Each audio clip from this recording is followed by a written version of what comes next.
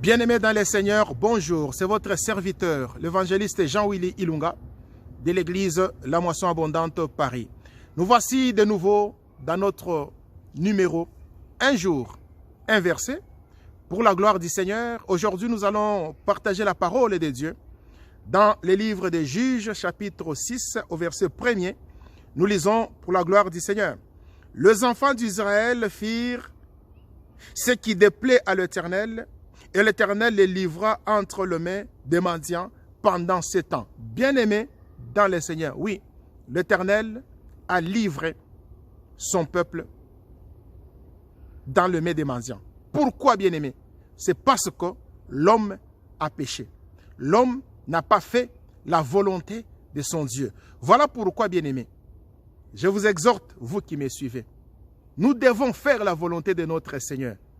Parfois, il y a de malédictions qui nous arrivent et nous nous posons la question d'où vient cette malédiction.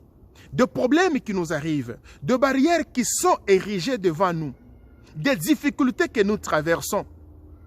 Bien-aimés dans le Seigneur, des fois, cela vient de notre désobéissance envers notre Seigneur. Lorsque nous faisons la volonté de l'Éternel, bien-aimés, l'Éternel est avec nous et il nous accompagne. Mais lorsque nous faisons des choses que l'Éternel n'aime pas, voilà la source de notre malédiction.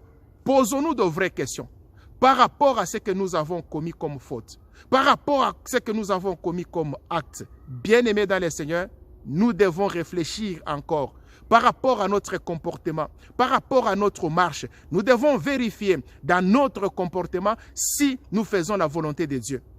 Le cas contraire, bien-aimés dans le Seigneur, nous devons nous repentir. Nous devons retourner sur le chemin de l'Éternel afin que le problème puisse disparaître. Mais si nous résistons dans le mal, voilà pourquoi les conséquences, bien-aimés, sont là. C'est-à-dire, nous allons nous retrouver dans le main de nos ennemis parce que nous n'avons pas fait la volonté du Père. Voilà pourquoi, bien-aimé, je t'exhorte encore, toi qui me suis le chemin de l'Éternel. Accroche-toi et fais la volonté de ton Dieu pour que les malheurs, les blocages n'arrivent pas dans ta vie. Que Dieu te bénisse.